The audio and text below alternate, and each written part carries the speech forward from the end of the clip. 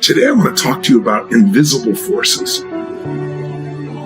Radiation is an invisible force. Gravity is an invisible force. Electromagnetic energy is a visible force. So is love and so is hate. Those two invisible forces of human emotion can impact your life more than almost anything else on this earth. You know, people love to talk about their intellect, but guess what? It's human emotion that actually moves us to action. Emotions start wars. They also create peace. Emotions will get you to fall in love. It's what gets you married. It's also can get you divorced if you don't manage it well. Used effectively, we can use our emotions to experience the most enhanced life you could ever dream of. But if we fail to direct our emotion, fear, worry, anger, stress, depression, or overwhelm can creep in.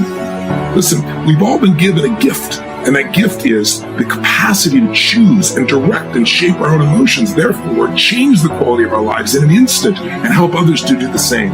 So if we're going to have an extraordinary holiday season, and more importantly, an extraordinary life, we have to become the masters of this invisible force called human emotion. We feel different feelings at different times, and we can be triggered by a variety of things in our environment. But ultimately, the way you feel is based upon the meaning you give to things. See, meaning equals emotion, and emotion equals your life. So, for example, if something really challenging happens in your life, some people make up a meaning, this is happening because God is punishing me for something I've done wrong. See, the meaning we give things produces emotion. If you think God's punishing you, you're going to have a different feeling and response instead of actions than you think God is challenging or gifting you with this challenge. What's wrong is always available, as I always say, but so is what's right. Rarely does a positive emotion just interrupt you. Usually, you have to pursue them. Weeds grow automatically. You don't have to plant them. In the middle of a challenge, one of my favorite questions to ask is, what's great about this? Maybe there's an opportunity in this situation. If you and I are going to become emotionally fit, then we really have to train ourselves. Emotional fitness is that state of readiness. It's different than emotional intelligence. Most people have a highway to stress and fear and worry and upset, and they got a dirt road to happiness or joy. You can change that because emotion is a habit. This holiday season, and more importantly in your life, what do we got to do to consistently have the emotions we want is become conscious and train that habit. You need to figure out what your emotional home is. So take a look at your emotional inventory. Maybe circle the top 2 positive emotions you experience most and the top 2 negative you experience most. And then write down what tends to trigger you. And how can you train yourself in that same situation to feel differently? Just by having the awareness alone, you can change that. And if you do this for, say, 10 days, I think you'll find you'll have a new set of habits, and the quality of your life, not only during the holidays, but every day, will increase massively.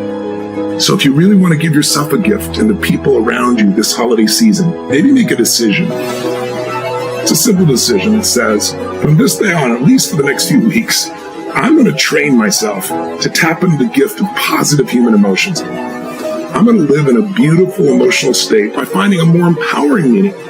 Just ask yourself, what else could this mean? And find an empowering meaning, and in that moment, you become the master of your life. Listen, master emotion, and you master your life. Master meaning, and you master your life.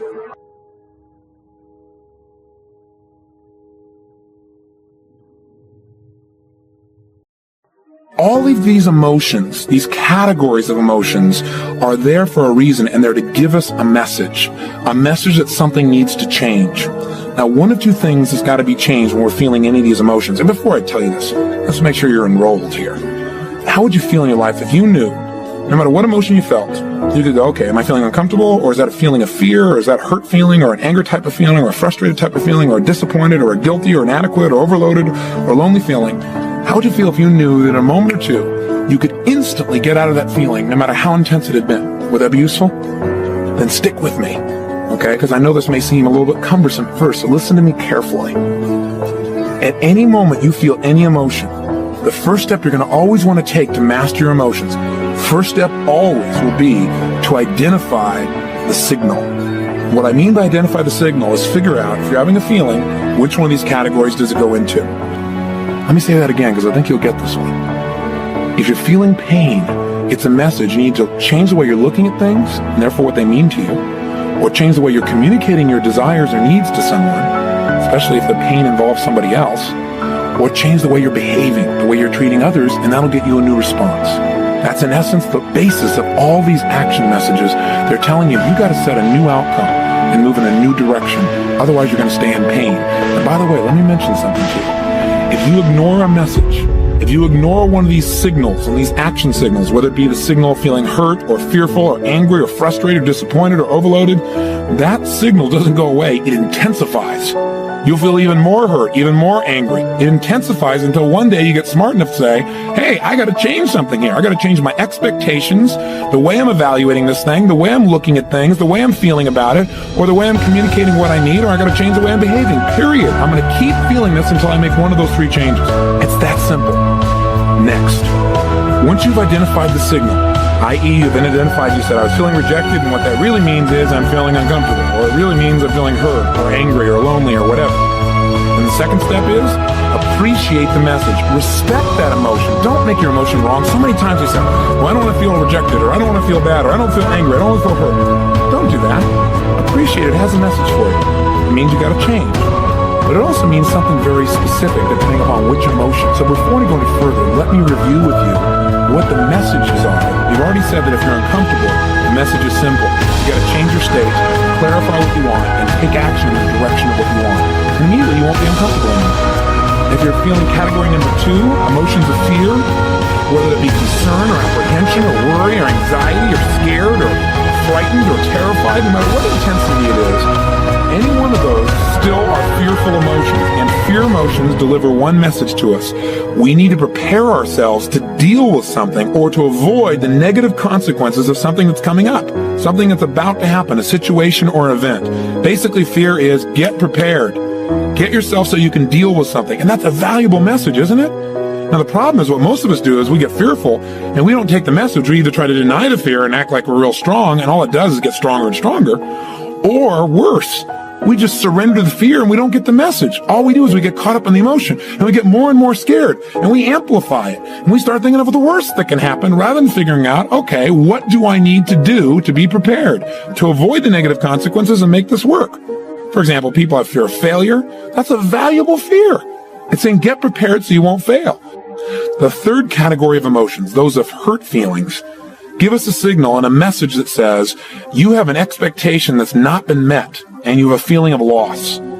I.e., you expected somebody to keep their word and they didn't. That hurt your feelings. Or you expected someone never to share something that you told them privately and they told somebody else. And now you feel hurt. You feel a sense of loss of intimacy with them or loss of trust. And that sense of loss is what creates that feeling of hurt inside of us. What do we need to do? It tells us immediately that we have to evaluate, is there really a loss here? Again, do we need to change our perception? Maybe you just didn't communicate to this person that when you told them this, you wanted them to keep this information private. Maybe you haven't lost anything. Maybe you just have to change your way of communicating your needs, or again, change your behavior. The next category is anger. That's the fourth category. And again, emotions like irritation or feeling livid or furious or enraged or resentful, all of these fit into this category. Any of these emotions are simply signals giving you a message, and the message here is that an important rule that you have in your life has been violated by someone else or maybe even by you. See, when we think something's really important and somebody violates that rule, we get upset about it. How we deal with that upset will determine a great deal how much pain or pleasure we really experience in our lives and how close we get to other people or how much we push them away from us. In other words, if somebody violates your standards, that's the message. What you're supposed to do with that message is real simple. Communicate that you have a standard. Communicate that you know it's only your rule. It isn't necessarily their rule, but you need their help. Or you need to compromise them possibly. You know, some things you get angry about, you're going to get angry about for the rest of your life. And you better identify those things and realize that those are just your standards. They're not everybody's standards. And if you go around being upset because everyone doesn't live by your rules, you're going to be upset your whole life. So again, maybe you need to change your perceptions, change your rules, so the life is a lot simpler and a lot less painful for you. The fifth category of emotions, frustration.